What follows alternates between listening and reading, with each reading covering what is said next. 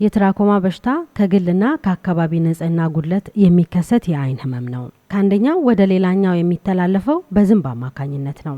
በመጀመሪያ ደረጃ በበሽታው ተይዘን ከሆነ ብዙም ጉዳት ሳያስከትል ጥሎን ሊያልፍ ይችላል። ነገር ግን በተደጋጋሚ በበሽታው የመያዝ እድሉ ካለ የአይን የውስጠኛውን ክፍል በከፍተኛ ሁኔታ ይጎዳል። በዚህ ደረጃ ያለው የትራኮማ ህመም ትሪኪያሲስ ይባላል። ይህ ትሪኪያሲስ የምንለው የአይን ህመም የአይን ላይ ጠባሳ በመፍጠር አይንን እስከ መጨረሻው ሊያጠፋ ወይም ለአይነ ስውርነት ሊዳርግ ይችላል። በዓለማችን በበሽታው ምክንያት 1.3 ሚሊዮን የሚደርሱ ሰዎች የአይን ብርሃናቸውን ማጣታቸውን መረጃዎች ያመለክታሉ። የትራኮማ ስርጭት ከወንዶች ይልቅ ሴቶች ላይ በስፋት ይታያል። ይህም ሴቶች ከወንዶች ይልቅ 4 እጥፍ ለበሽታው ተጋላጭ መሆናቸውን መረጃዎች ይጠቁማሉ። ምክንያቱ ደግሞ ሴቶች አብዛኛውን ጊዜ ከህፃናት ጋር ባላቸው ቅርበት ነው። ሰላም የተከበራችሁ የቴሌቪዥናችን ተከታታዮች፣ የከፋ ዞን ጤና መምሪያ ከኦርቢስ ኢንተርናሽናል ኢትዮጵያ ጋር በመተባበር ከሰሞኑ እያከናወነ የሚገኘው የትራኮማ በሽታ መከላከያ መድኃኒት እደላ ላይ አንድ ዝግጅት ይዘንላችሁ ቀርበናል። በዞናችን ውስጥ ከሚገኙ 8 የከተማ አስተዳደሮችና ወረዳዎች መካከል አንዱ በሆነው ጊምቦ ወረዳ ተገኝተን ተከታዩን አዘጋጅተናል። አብራችሁን ሁኑ።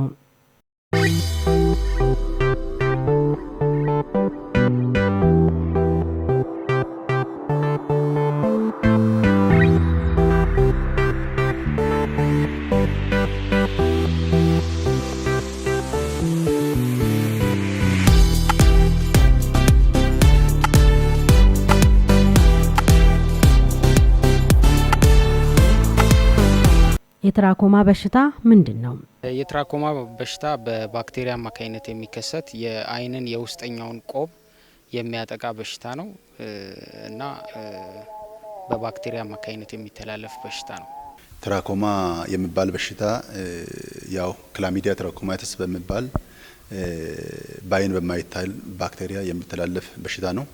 ይሄ በሽታ ምናልባት ሕክምና በአግባቡ ማይሰጥ ከሆነና የመከላከሉ ስርዓት በአግባቡ ማይተገበር ከሆነ አይነ ስውርነትን የማይመለስ አይነ ስውርነትን የሚያስከትል የአይን በሽታ ነው።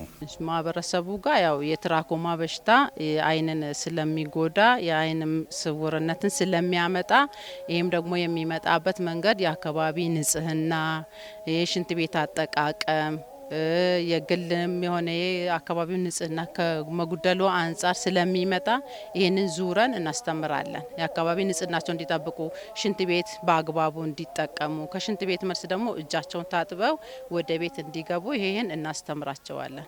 የትራኮማ በሽታ ምልክቶች ምንድን ናቸው? ምልክቶቹ በብዛት የአይን መቅላት፣ ከአይን እንባ ማፍሰስ፣ እነዚህ የአይን አካባቢ መቆጥቆጥና ሽፋሽፍት ወደ ውስጥ መግባት እንደዚህ አይነት ምልክቶች ያሉት በሽታ ነው። የትራኮማ በሽታ ምልክቱ በሚታይበት ሰዓት የአይን ህመሞች አሉ እና እነሱ በሚኖሩበት ሰዓት በየጤና ጣቢያችን ላይ የሰለጠኑ ባለሙያዎች አሉ። እዛ ሂደው የአይን ቆባ ከብት እንትን ያለች የምትነጠቅም አለች።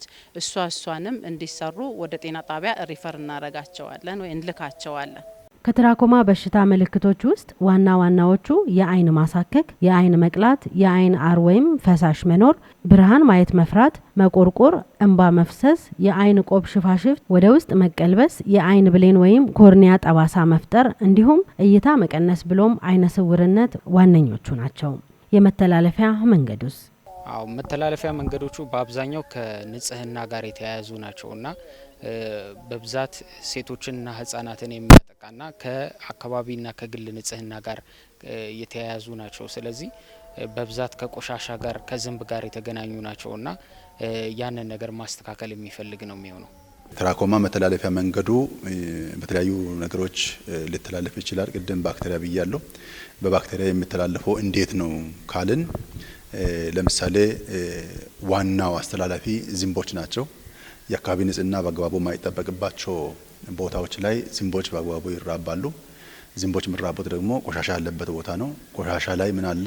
ቅድም ያልኩት ክላሚዲያ ትራኮማተስ የሚባል ባክቴሪያ የአይን በሽታ የሚያመጣ ባክቴሪያ ያለበት ቦታ ስለሆነ ዝንቦች እነኚህ ቆሻሻ ለራሳቸው ምግብ ስለሚመገቡ አብሮ በእግራቸው ባክቴሪያውን ይዞ ይመጡና አይናችን ላይ በሚያርፉበት ሰዓት ላይ ባክቴሪያው አይናችን ላይ ይገባል። ከዛ በኋላ የአይን በሽታ ሊያስከትል ይችላል። ሌላው የአይን ወይም በትራኮማ የተጠቃ አይን የሚታመም ሰው የሚጠቀማቸው ቁሳቁሶችን በጋራ በመጠቀም በሽታው ሊተላለፍ ይችላል። ያ ማለት ፎጣ፣ የእጅ መሀረብ፣ ነጠላ፣ ጋቢ፣ የተለያዩ ጨርቆች አይን በሚያምበት ሰዓት ላይ ያንን ኤምባና የአይን ቆሻሻን ጠርገው እንደገና የደህናውን አይን በሚጠርጉበት ጊዜ ወይም በሚነካኩበት ጊዜ በሽታው ከበሽተኛ ሰው ወደ ጤነኛው ሰው ሊተላለፍ ይችላል። ሌላው ዲስቻርጆች ወይም በጣታችን ለምሳሌ ብዙ ሰው በጣቱ ነው አይኑን የሚጠርገውና እነኚህ ከአፍንጫና ከአይን የሚወጡ ፈሳሾችን በጣቱ ከጠረገ በኋላ መልሶ ደህናውን ሰው አይን በሚነካካበት ሰዓት በሽታው ሊባባስና ወይም ከሌላ ከጤናማ ሰው ከበሽተኛ ሰው ወደ ጤናማ ሰው ሊተላለፍ የሚችልበት ሁኔታ ይኖራል። የትራኮማ በሽታ መከላከያ መንገዶች በሀገራችን ትራኮማን ለመከላከል ለመቆጣጠርና ብሎም የማጥፋት 4 ስልቶች ጥቅም ላይ ውለዋል። እነኚህም የአይን ቆብ ቀዶ ሕክምና፣ የትራኮማ መድኃኒት ማህበረሰብ አቀፍ ስርጭት፣ የፊት ንጽህና አጠባበቅና የአካባቢ ንጽህና ማሻሻል ናቸው። እንደ ከፋ ዞን ተጨባጭ ሁኔታ በበሽታው ዙሪያ እስካሁን ምን ተግባራት ተከናወኑ ስንል ጠይቀናል። ዞናችን የትራኮማ ጫና ምን ይመስላል ለሚለው በ2006 ዓመተ ምህረት የተደረገ አጠቃላይ የትራኮማ ማፒንግ ነበረ። ደቡብ ክልል እያለን አጠቃላይ ማፕ ተደርጎ ከፋ ውስጥ ሁሉም ወረዳዎች ላይ ማፕ ተደርጓል። የበሽታው ጫና ምን ይመስላል ተብሎ ትምህርት ቤቶች ተማሪዎች ላይ ነው የተሰራው።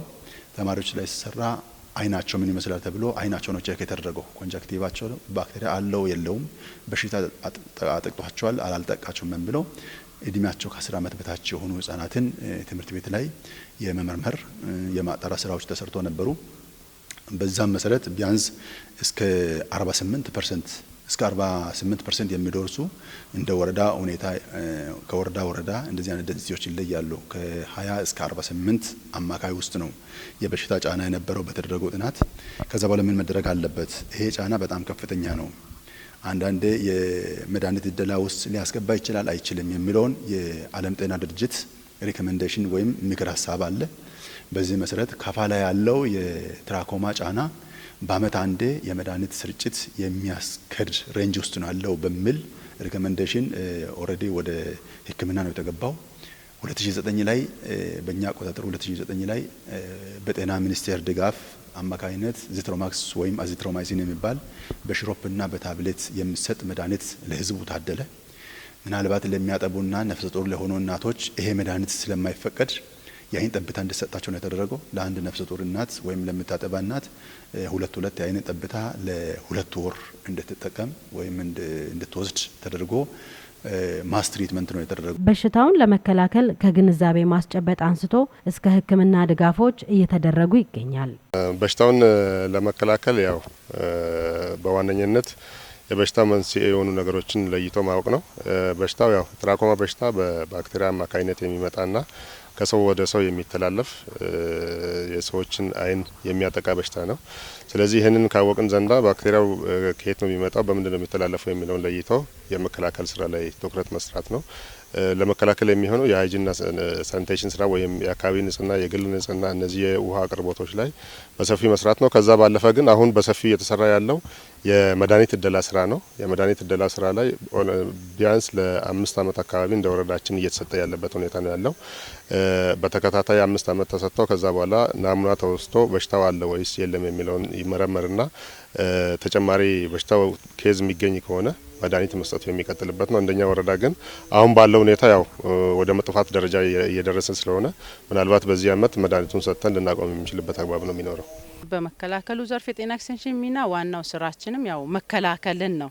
መከላከልን እስከሆነ ድረስ የግል ንጽህናቸውን፣ የአካባቢ ንጽህና፣ የቤት ውስጥም ንጽህና እና እንደገና ደግሞ አይናቸውን እጃቸውን ሳይታጠቡ እንዳይነኩ ጠዋት ደግሞ ጠዋትና ከሰዓትም ማታም እንዲታጠቡ። በብዛት ደግሞ የትራኮማ በሽታ የሚያጠቃው ህጻናቶችን ስለሆነ ህጻናትን በሚነኩበት ሰዓት እጃቸውን በውሃና በሳሙና ታጥበው ልጆቻቸውን እንዲይዙ እናደርጋለን። እኔን እናስተምራቸዋለን።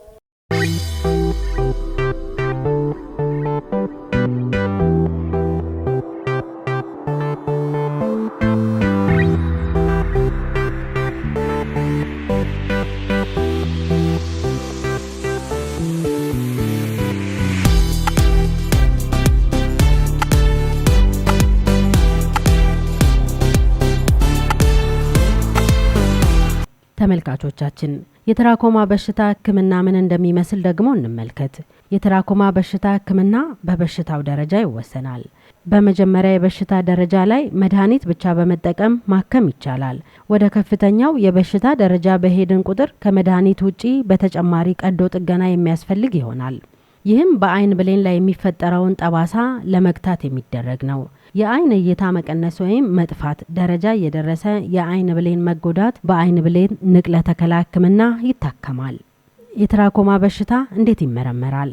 የትራኮማ በሽታ አብዛኛውን ጊዜ የበሽታውን ምልክት በማየት ብቻ የሚታወቅ ሲሆን የአይን ጤና ባለሙያዎች በሚያጎላ መሳሪያዎች የአይን ሽፋንንና የአይን ብሌንን በመመልከት የበሽታውን ደረጃና የአይኑን ሁኔታ ይመረምራሉ። ከአይን ሽፋን ላይ ናሙና በመውሰድ ላቦራቶሪ ምርመራ በመላክ የዚህ በሽታ አምጪ ባክቴሪያ መኖር አለመኖሩን ማረጋገጥ ይቻላል። ከሰሞኑ የታደለው መድኃኒት ዙሪያ የጤና ባለሙያዎቹ ተከታዩን ብለውናል። እንግዲህ ይሄ ዘመቻው ሁሉንም የማህበረሰብ ክፍል የሚያጠቃልል ነው።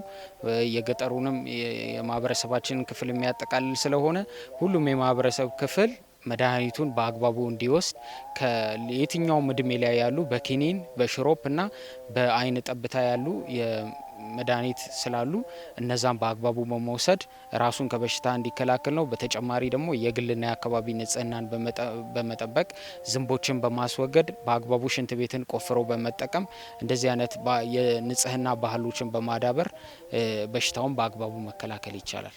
ትራኮማ በቀላሉ የሚመጣ በሽታ ነው። በቀላሉ መከላከል የምንችለው በሽታ ነው። ስለዚህ መከላከያ መንገዶች ምንድን ናቸው ስንል እንግዲህ ዋነኛው መከላከያ መንገድ ሴፍ ስትራቴጂ የምንለው አለ። ሴፍ ስትራቴጂ የምንለው አንደኛ ቀዶ ህክምና ነው። በሽታውን ለመከላከል ከግንዛቤ ማስጨበጥ አንስቶ እስከ ህክምና ድጋፎች እየተደረጉ ይገኛል። ተመልካቾቻችን የትራኮማ በሽታ ህክምና ምን እንደሚመስል ደግሞ እንመልከት። ህክምናውን በተመለከተ እንግዲህ የተለያዩ እንትኖች አሉት። ያው ከመከላከሉ ስንነሳ ያው የግልና የአካባቢ ንጽህናን መጠበቅ ነው። ሁለተኛ ደግሞ እነዚህ በዘመቻ መልክ የሚሰጡ መድኃኒቶችን በአግባቡ በመጠቀም ነው። ወደኛ ጋር ደግሞ በበሽታ ተይዘው የሚመጡትን በመጀመሪያ ደረጃ በአይን ላይ የሚደረግ የአይን ጠብታን በመስጠት እንደዚሁም የሚዋጡ ኪኒኖችን በመስጠት በጣም ደግሞ ችግሩ ገዝፎ የመጣበትና የአይን ሽፋሽፍት ወደ ውስጥ የተገለበጠባቸውን ሁኔታዎች ደግሞ ሰርጀሪ አነስተኛ ከ15 ደቂቃ የሚፈጅ ሰርጀሪ በመስጠት በጣም ፍቱን የሆነ ህክምና መፍትሄ ያለው ነው። አንድ ሰው የአይን በሽታ ወይም ትራኮማ በሽታ ሲከሰት ኮንጃክቲቫ የሚባል የአይን ክፍል አለ። ውስጥኛው የአይን ቆብ ውስጥ ተገልብጦ ያለው ኮንጃክቲቭ ነው የሚባለው። እዛ ኮንጃክቲቫ ላይ ነው ባክቴሪያው የሚራባው። ባክቴሪያው ሲራባ ቁስል አይን ውስጥ ቁስል እንዲፈጠር ያደርጋል። ቁስል ከተፈጠረ በኋላ ያ ቁስል ህክምና ማያገኝ ከሆነ ጠባሳ ፈጥሮ እንዲያልፍ ያደርጋል። ጠባሳ ፈጠረ ማለት በተፈጥሮ እግዚአብሔር ሲፈጥረን በተፈጥሮ የነበረን የአይን ቅርጽን ይቀይርና እንዲኮማተር ያደርጋል። ያ ቆስሎ ከዳነ በኋላ ጠባሳ ስለሚፈጥር ጠባሳው ሌሎች የአይን ክፍሎችን እንዲኮማተር ያደርጋል። እንዲኮማተር አደረገ ማለት በተፈጥሮ አይናችን የአይን ሽፋሽፍት ወደ ውጭና ወደ ላይ ነው የተቀመጠው። የአይን ቅንድብ አይተን ከሆነ ወደ ውጭ ይወጣል፣ በውጭኛው ፓርት ደግሞ ወደ ላይ ነው ተመለሰው። ይሄ የተፈጥሮ ህግ ነው።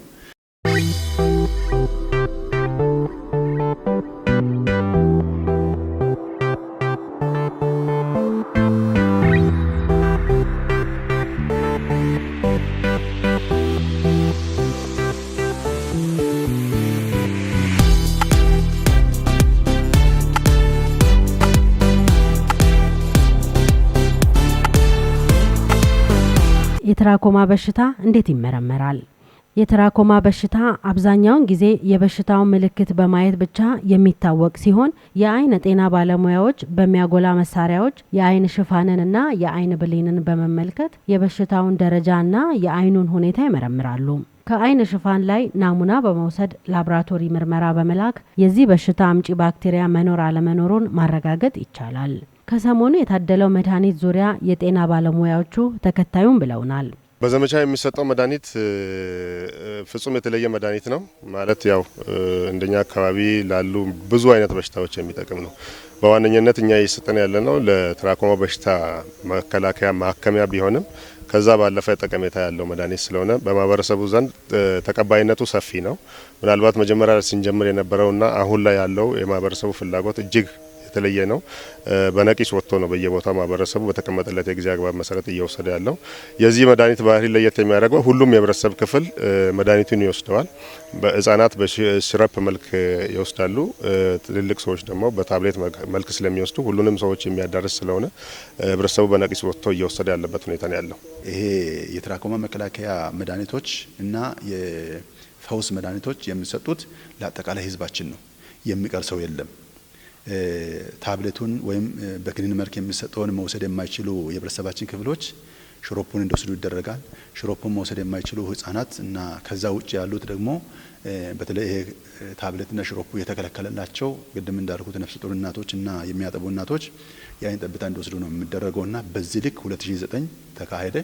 ከዛ በኋላ 2010 እና ከዛ ወዲህ ጤና ሚኒስቴር ለአጋሮች ይህን ሳፖርት እንዲያደርጉ ባደረገው ጥሪ መሰረት ኦርቢስ ኢንተርናሽናል ኢትዮጵያ የሚባል መንግስታዊ ያልሆነ ድርጅት በሀገራችን ውል ገብቶ በጤና ሚኒስቴር በኩል ውል ገብቶ በክልል ፋይናንስም ውል ገብቶ ካፋ ውስጥ ለ4 ዙር መድኃኒት አድሏል። መድኃኒት ገዝቶ በማቅረብ እንደገና የባለሙያዎች ስልጠናና ለመድኃኒት ስርጭት ወቅት የሚያስፈልጉ ወጪዎችን አጠቃላይ ከቨር በማድረግ ለህብረተሰቡ መድኃኒት እንዲደርስ የማድረጉን ስራ ሰርቷል። የመድኃኒቱ ጠቀሜታስ? እነኚህን በአግባቡ ለሁሉም ህዝብ የምናደርስ ከሆነ አንደኛ አክቲቭ የሆነ ትራኮማ አሁን ከረንትሊ ሰዎችን የሚያማቸው ትራኮማ ያድናል፣ እንደ ህክምና እንጠቀማለን። ሁለተኛ የታመመ ሰው ወይም በሽታ ሊተላለፍ የሚችልባቸው ኦፖርቹኒቲዎች ውስጥ ያሉት ሰዎች ታከሙ ማለት የበሽታ ትራንስሚሽንን ስለሚቀንስ ወይም የመተላለፍ እድልን ስለሚቀንስ መከላከልም ይሆናል ብለን እናስባለንና ለዚህ በአግባቡ ህዝቡ አሁን እየተሰጠ ያለውን መድኃኒት ወጥቶ መውሰድ አለበት፣ ፈልጎ መውሰድ አለበት። ለትራኮማ በሽታ ብቻ ሳይሆን ለሌሎች በሽታዎች በባክቴሪያ የሚመጡ ለሌሎች በሽታዎች ሰውነታችን ውስጥ ለምሳሌ ተሸካሚ ሆነን የምንቆይባቸው ሌሎች በሽታዎች አሉ። ለምሳሌ በግብረ ስጋ ግንኙነት አማካኝነት የሚተላለፉ እንደ ጨብጥ አይነት በሽታዎች አሉ።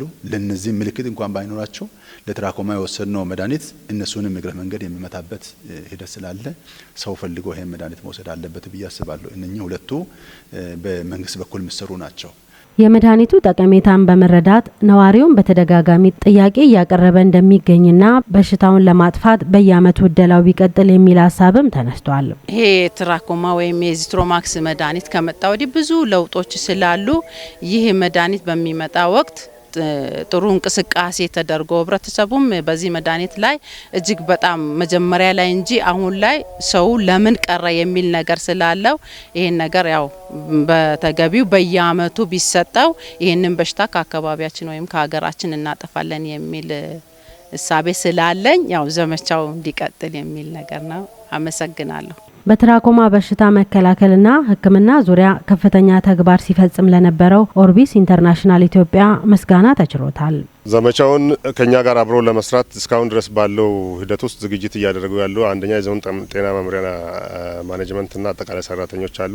ከዛ ሲቀጥል ኦርቢስ ኢንተርናሽናል በገንዘብም በተለያዩ ነገሮችም ድጋፍ እያደረገ ዘመቻውን እኛ ጋር ብቻ ሳይሆን በሌሎች 8 ወረዳዎችም እንዲሰጥ እያደረጉ ያሉበት ሁኔታ አለ። በተለይ በመንግስት ደረጃ ብቻ ማይቻሉ መድኃኒት አቅርቦቱን የሎጂስቲክ አገልግሎቱን በማቅረብ እየደገፉን ስለሆነ እጅግ እናመሰግናለን። በወረዳ ደረጃ ያለውን የወረዳ መንግስት የወረዳ መዋቅር አጠቃላይ አመራሩ ማህበረሰባችን ለመድኃኒቱን ለመቀበል ዝግጁ ሆኖ እየተጠበቀን ስለሆነ ከወዲሁ ልናመሰግነው እንወዳለን።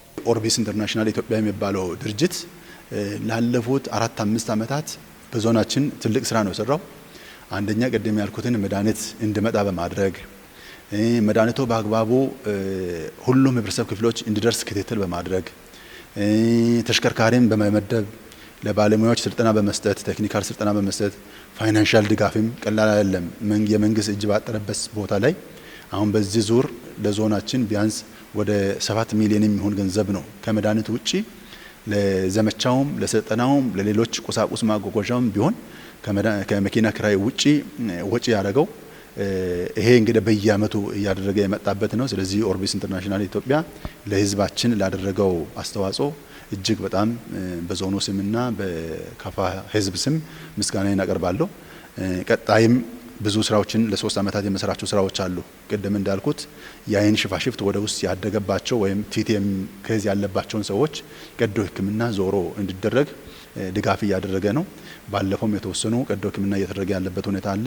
አሁንም እየቀጠለ ያለበት ከዚህ ዘመቻ በኋላ እየቀጠለ ስለሚኖር ኦርቢስን ከልብ ነው ምስጋና ማቀርቦና ማህበረሰባችን ይሄን እድል ማግኘት መጠቀም መቻል አለበት፣ ወደ ኋላ ማለት የለበትም የሚል መልእክት አስተላልፋለሁ። አመሰግናለሁ።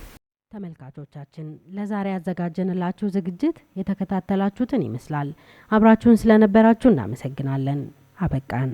ሰላም።